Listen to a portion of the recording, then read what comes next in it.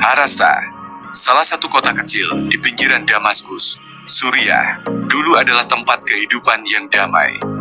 Jalan-jalan kota ini dipenuhi pedagang yang menjajakan buah-buahan segar. Anak-anak berlarian di gang-gang sempit, dan warga duduk di kafe kecil, berbincang tentang masa depan. Tetapi itu adalah kisah sebelum perang.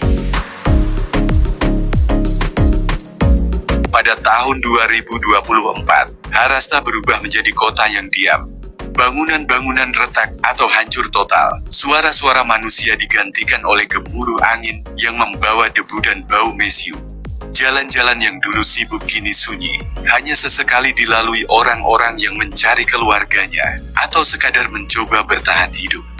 Di tengah reruntuhan ini, seorang pria tua bernama Abu Nizar tetap tinggal.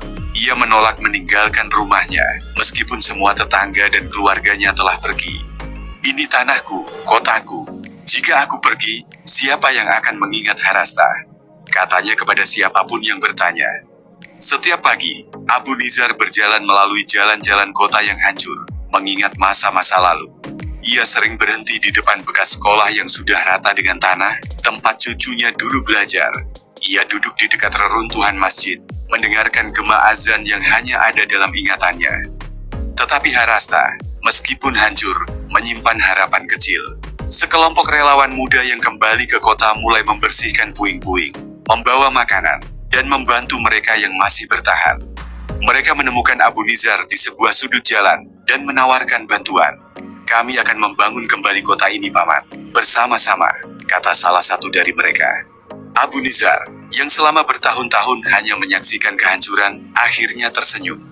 Kalau begitu, aku akan tetap di sini, membantu dengan apa yang bisa kulakukan, jawabnya. Harasta mungkin tak lagi sama seperti dulu, tetapi semangat orang-orang yang mencintai kota ini adalah awal dari babak baru. Dari puing-puing kehancuran, Harasta berbisik, ada harapan, ada masa depan.